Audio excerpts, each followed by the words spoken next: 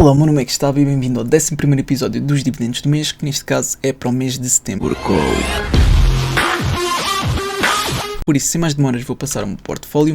Tu podes ver que eu estou neste momento com um dividend yield médio de 6,50%, o que não é nada mau, e um portfólio beta de 1,2%. Agora, se eu for aqui ver os dividendos que estou a receber mensalmente, podes ver que eu estou com uma média mensal de $19, ou seja, isto significa que estou a receber mensalmente, em média, $19, sendo que há meses que recebo 24, outros meses que recebo 15, e o meu grande objetivo com este episódio é tentar equilibrar os meses que recebo menos dividendos, que é o caso de setembro, dezembro, março, junho. Por isso, o que eu vou tentar fazer é adquirir uma ação ou um REIT que pague dividendos nestes meses, de forma a equilibrar com os restantes. Por isso, vamos tentar ver qual é que poderá ser a ação ou rate mais indicado. Agora, eu também quero começar por ver as ações e rates que vocês sugeriram, por isso vamos começar aqui com a Volkswagen. Então, neste momento tem um dividend yield de 6,23%, ou seja, tem um dividend yield muito apelativo, isso é verdade, mas repara que a valorização que teve nos últimos 5 anos é apenas de 7,51%, porque mesmo que estejam-nos a pagar bons dividendos, mas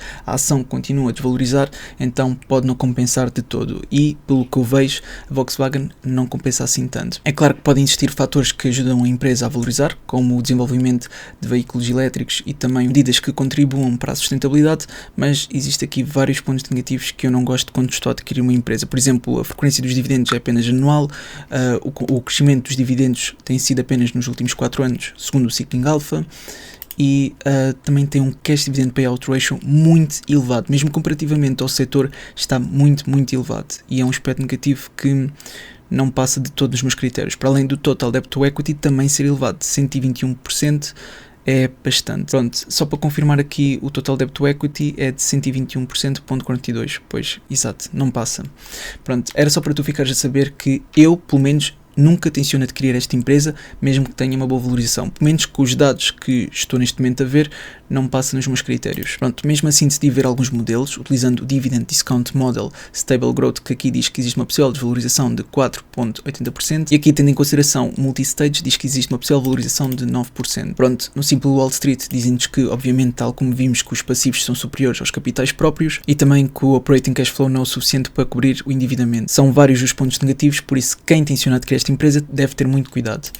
Pronto, passando à próxima que foi sugerida é LTC Properties. Este acredito que seja um REIT, tem um payout ratio de 86,92%. Aqui diz que não tem crescimento nos seus dividendos, mas muitas vezes o Seeking Alpha engana-se. Depois a frequência dos dividendos é mensal e eu não gosto disto, para além que o pagamento dos próximos dividendos é em agosto e eu quero focar-me em setembro. Um total debt to equity de 110%, mas se isto é um REIT, então o que eu quero ver é que o AFFO, que está aceitável.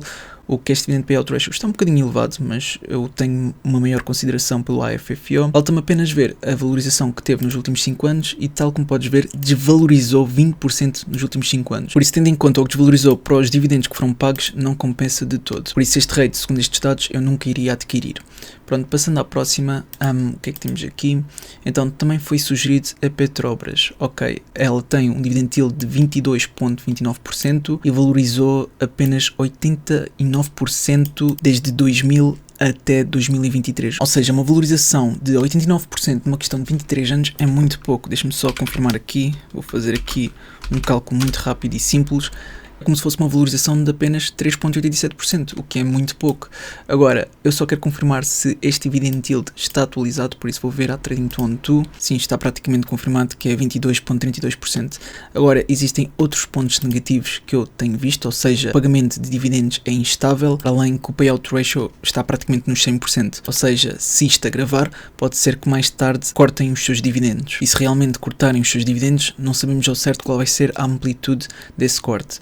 O total debt to equity está aceitável, pelo menos segundo o que está aqui. E depois existe outro ponto negativo, que é a exposição à moeda do Brasil. Ou seja, o facto de nós termos exposição ao real faz com que podemos ter aqui uma perca cambial relativamente ao euro. Por isso, aqui desde 2006 até à data atual, houve aqui uma desvalorização de 51,60% do real comparativamente ao euro, o que é algo bastante negativo. Por isso, a Petrobras, apesar de ter um bom dividend yield, eu também nunca iria adquirir. É demasiado arriscada para o meu perfil, para o meu portfólio e não faz sentido. Por isso, estas foram todas as empresas que foram sugeridas. Agora resta-me ver empresas que realmente paguem em setembro, e por isso eu vou usar aqui o calendário dos dividendos e agora vou-te ensinar uma coisa, que é utilizar o filtro. No pay date eu quero para setembro, por isso estamos em agosto, por isso vai ser next month. Aqui no ex-dividend date pode ser AL, no dividend yield superior a 4%, e depois, como está aqui o símbolo de maior, não é? Maior é igual, então eu quero maior que 2 para que apanhe trimestralmente. Pronto, e está aqui todas as empresas, quer dizer, isto não inclui todas, mas inclui uma grande parte delas, de empresas que distribuem e pagam os dividendos em setembro, dezembro e por aí em diante. Então, eu já vi quase todas as empresas que estão aqui antes de fazer este vídeo e posso dizer que praticamente nenhuma me agradou. Houve aqui algumas exceções, como é claro. Eu, por exemplo, vou falar da IBM, mas maioritariamente nenhuma destas empresas passa nos meus critérios. Agora, como a grande maior parte destas empresas não passou nos meus critérios, então eu vou ver o meu ficheiro, que é aquele que eu dou maior importância. Por isso, eu vejo principalmente se é um dividend king, se é dividend aristocrata, se tem um bom dividend yield. Tenho em consideração quando é o ex-dividend date e também o payout date. Vejo se o payout ratio é preferencialmente inferior a 50%, mas ainda é aceitável se for entre 50% e 90%, a frequência preferencialmente trimestral, debt to equity, que é também muito importante ver, preferencialmente inferior a 100%, o price to book ratio inferior a 3, o IFF ao payout ratio inferior a 90% e o interest coverage superior a 2.50. Depois também vejo se é estável utilizando o SMMA e também utilizando a análise técnica com níveis de suporte e resistência. Agora, o SMMA obviamente também faz parte da análise técnica e é um dos indicadores que dou maior consideração para ver a estabilidade da empresa, mas há algumas exceções dependendo da possível oportunidade que possamos ter. Pronto, assim sendo, quais foram as empresas dentro deste fecheiro que mais se destacaram? Então foi aqui a NWN, que é Northwest Natural Holding, que tem um dividend yield neste momento de 4.74%, tem apenas um payout ratio de 68.22%, o que é aceitável, e diz que os seus dividendos têm crescido ao longo dos últimos 23 anos, mas aqui está errado. A verdade é que têm crescido ao longo dos últimos 66 anos consecutivos, ou seja, enquadra-se dentro dos dividend king, sendo que paga trimestralmente, mas infelizmente o pagamento dos próximos dividendos é em agosto e não setembro. Por isso, esta empresa não passa nos meus critérios, pelo menos para este mês, porque eu quero uma empresa que pague em setembro e por aí em diante. Depois passamos já à próxima empresa, que é aqui a UVV, que é a Universal Corporation. Tem um dividend yield de 6.59%, é bastante apelativo. Aqui o dividend growth é de 31 anos, sendo que isto está novamente errado, porque esta empresa faz parte dos dividend king, por isso tem que ser há pelo menos 50 anos. Sendo que o payout date não é neste mês de setembro, deixa-me cá ver, é aqui em novembro, por isso o facto de ser em novembro não passa nos meus critérios para este mês, mas tem outros aspectos positivos como o payout ratio e o total debt to equity, que também é aceitável. Agora, o aspecto mais negativo, diria eu, é que se formos ver a valorização que teve nos últimos 5 anos, porque, tal como podemos ver, uma desvalorização de 17,15% não é nada positivo. Se formos ver, nos últimos 10 anos também teve uma desvalorização de 4,69%. Por isso esta aqui, mesmo comparando com as outras que vimos anteriormente, não passa de todo nos meus critérios. Pronto, passando à próxima, temos a Legacy Plat, que neste momento tem um dividend yield de 6,24%. Tal como podemos ver aqui, tem tido um crescimento nos seus dividendos nos últimos 50 anos consecutivos, o que faz parte dos Dividend King, mas o pagamento dos dividendos não é em setembro, por isso também não passa nos meus critérios para este mês. E pronto, a próxima é a IBM, que também estava naquela lista do calendário dos dividendos, que penso que faça parte dos dividendos aristocratas, quase de certeza. Paga em setembro, tem aqui um dividend yield de 4,60%, o que é aceitável, um payout ratio também aceitável de 73,85%, mas em termos de debt to equity está muito mal. 256,90%, na minha opinião, não é nada positivo e não passa nos meus critérios. Eu só vou verificar aqui no Yahoo Finance e podes ver que o total debt to equity é de 270%, o que é muito elevado para o meu portfólio.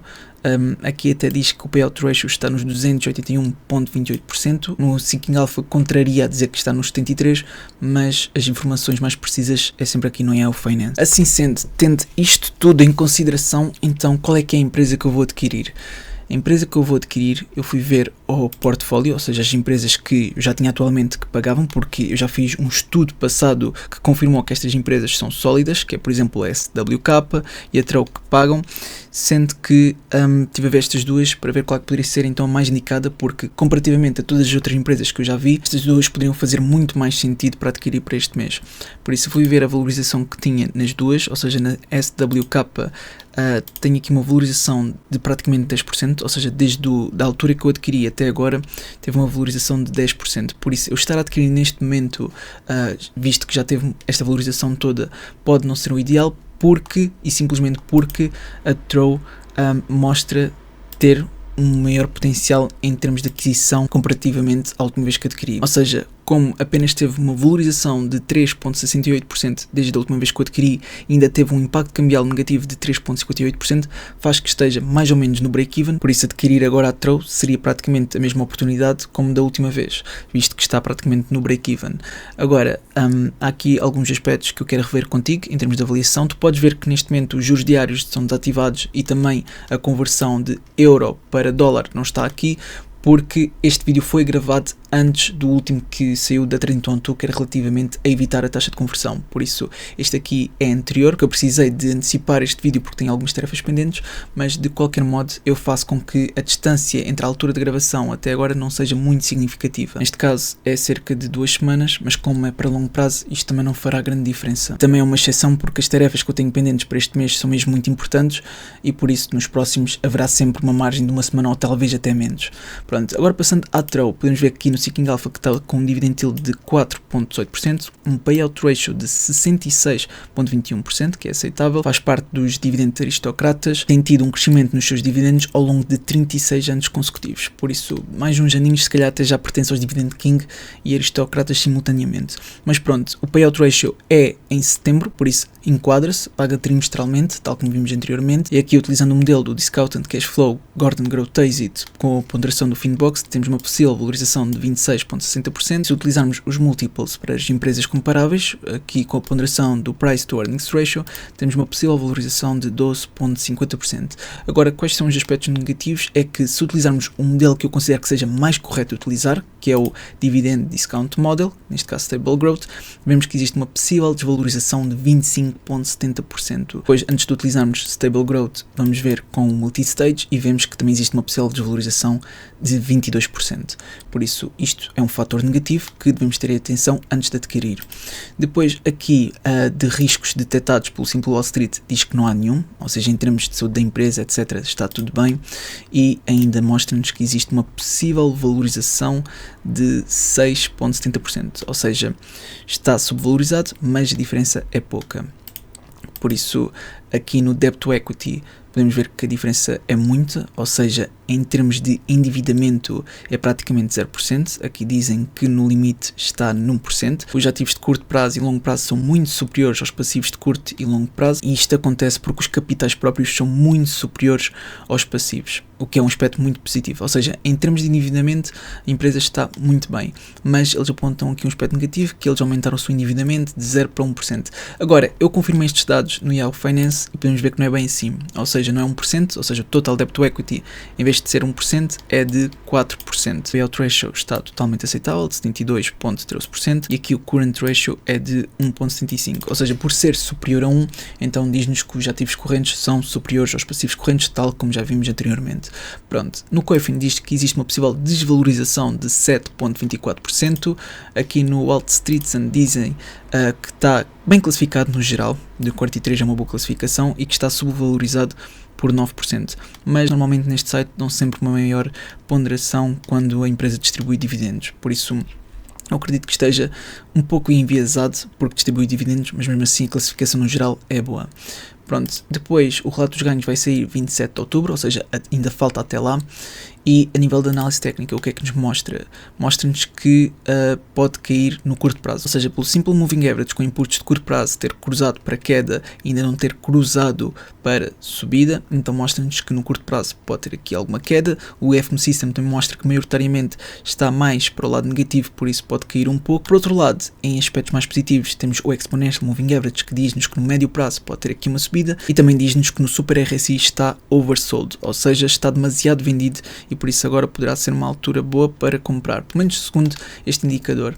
De qualquer forma, eu tenciono adquirir, o mercado ainda não abriu, abre daqui a pouco e eu vou aproveitar para colocar aqui já a Throw para adquirir. Para quem ainda não adicionou o gráfico, basta vir este símbolo e procurar por Throw. Eu procuro por Throw, clico aqui e aqui está o gráfico. Eu vou mudar só para velas porque é como eu me oriento melhor. Pronto, já está. Agora é só esperar que o mercado abra. Neste momento estamos em pré-mercado. O mercado abre todos os dias às 2h30 da tarde nos dias de semana. E neste momento são 2h28. Olha, passou agora a ser 2h29, por isso falta apenas 1 minuto para o mercado abrir.